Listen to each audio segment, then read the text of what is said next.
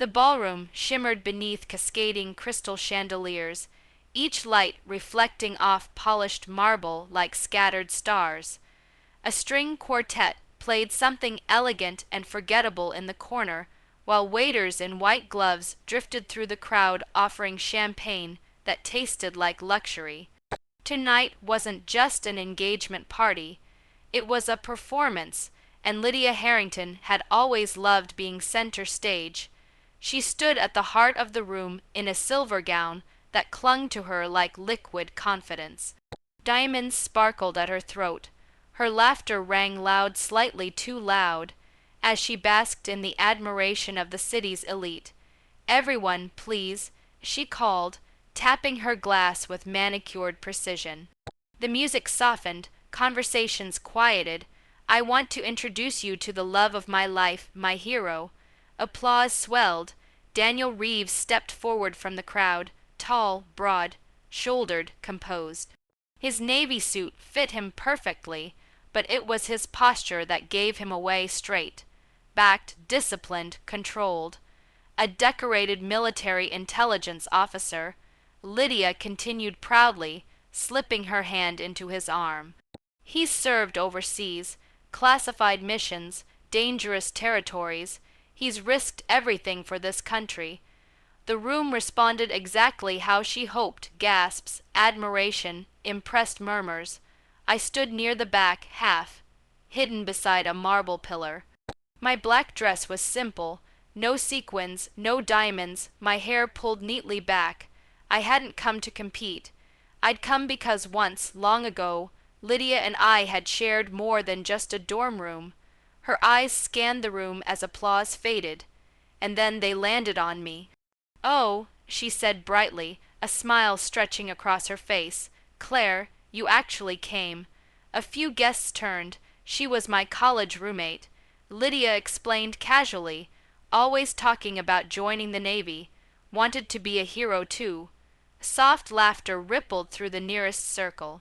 "But," she added with a playful tilt of her head, "not everyone is cut out for that kind of pressure." More laughter.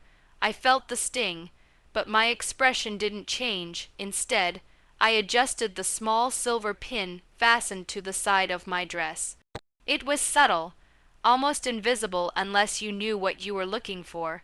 An eagle poised over crossed anchors, encircled by a thin band of etched stars. Daniel's gaze drifted absently across the room and then stopped. His eyes narrowed slightly. His relaxed posture shifted. The smile on his face faded not dramatically, but enough, because that wasn't just decorative jewelry.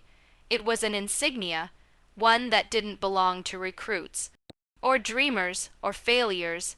It belonged to Ghost Division, and he knew it. The applause resumed, but it sounded distant now, like noise underwater. Daniel wasn't listening to the compliments anymore. He wasn't basking in admiration.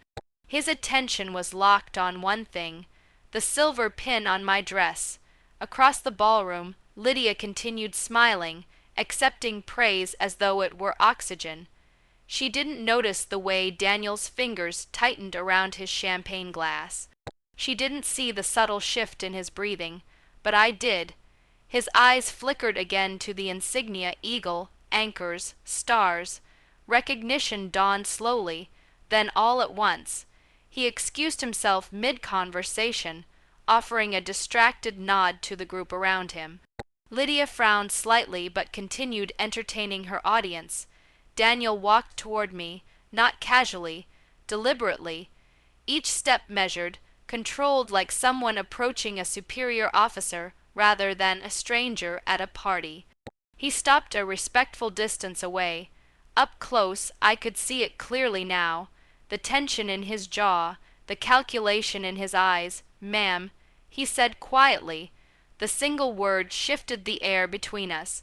I inclined my head slightly. "Lieutenant." His breath caught. "You recognize it?" I said, my tone calm. "Yes." He replied, "I do." He lowered his voice further. "Eastern Fleet." I nodded once. "Special Operations Intelligence." His composure faltered just enough to be noticeable. That division, he hesitated, that's not publicly listed. It's not meant to be. A long pause settled between us, heavy with unspoken understanding. You were deployed overseas, he asked carefully. For several years, his eyes sharpened, you led field analysis and extraction coordination. That did it. He exhaled slowly, the kind of breath someone takes when reality rearranges itself. You were Ghost Division, he said under his breath. I didn't answer verbally. I didn't need to. Across the room, Lydia had begun watching us. Her smile wavered slightly as she noticed Daniel wasn't returning to her side.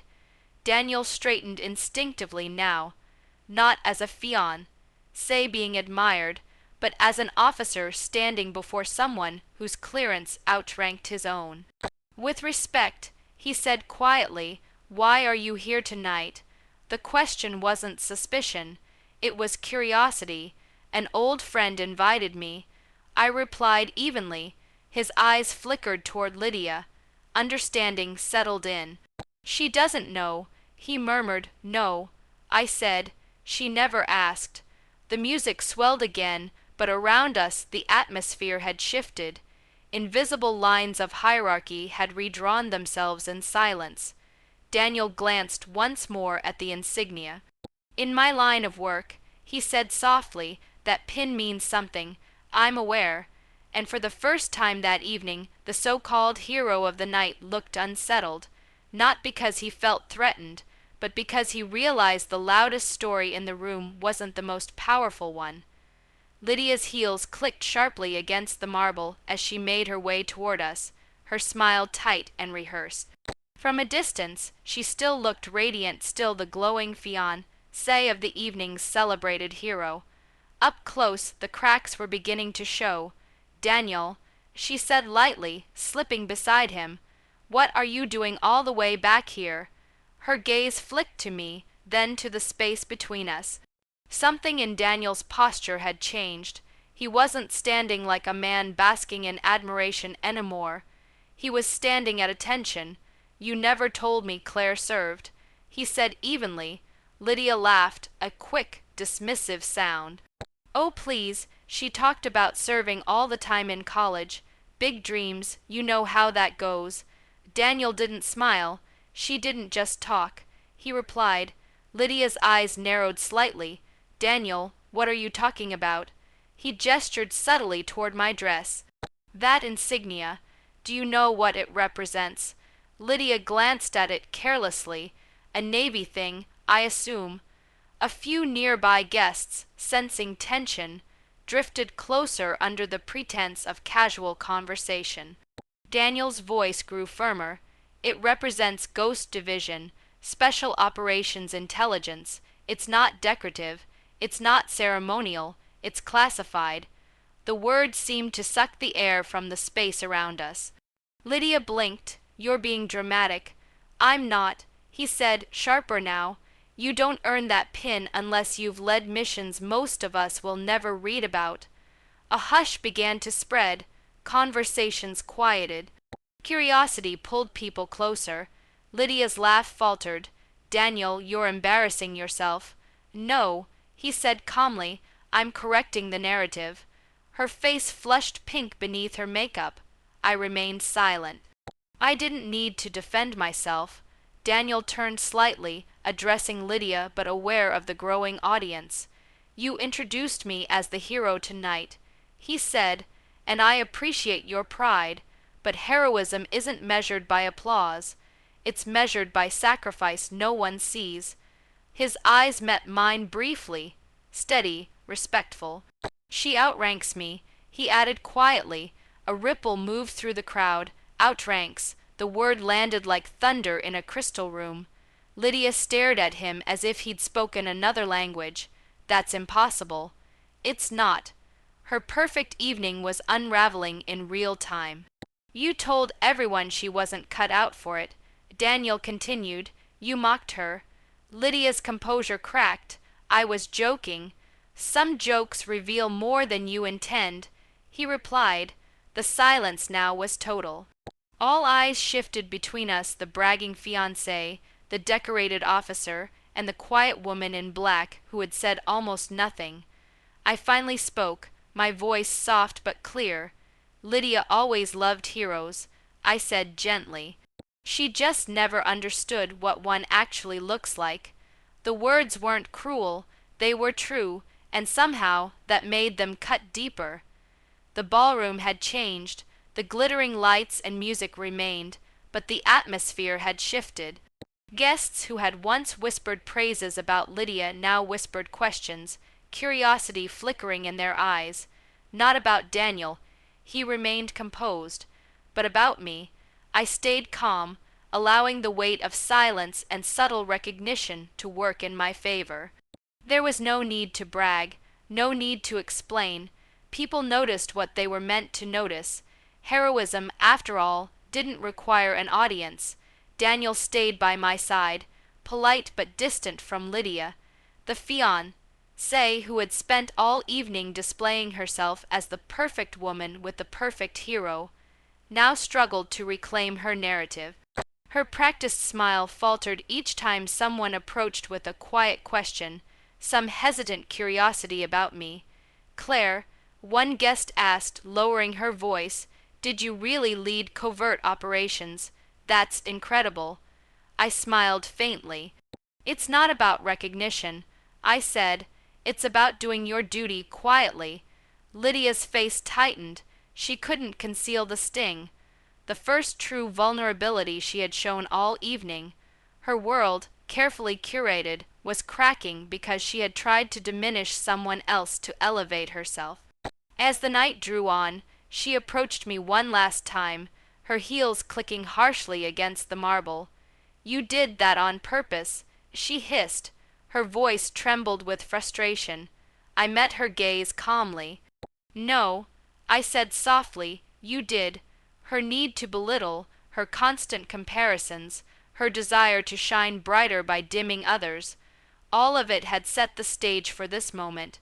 Daniel stepped closer, sensing the tension, and offered a quiet apology. "I'm sorry for how she spoke to you," he said sincerely. I shook my head. "Don't be." I replied, "People reveal themselves eventually. You just saw her tonight." The cool night air outside the ballroom was refreshing. The lights behind us still sparkled, oblivious to the subtle shifts in hierarchy and perception that had unfolded within. For once, Lydia was not the center of attention, not because anyone had torn her down, but because I had simply stood my ground. I had shown up as myself, no exaggeration, no theatrics, and in doing so, I had spoken the quietest but most powerful kind of truth, dignity. Daniel opened the car door for me, and as I stepped inside, I felt the sweet, unspoken satisfaction of quiet revenge. Not a cruel revenge, not a loud one, just justice delivered by presence, poise, and the weight of one's real accomplishments. As the car drove away, the ballroom faded behind us, leaving a story of heroism, truth, and subtle triumph in its wake. Lydia would never mistake volume for valor again, and that, I realized, was more than enough.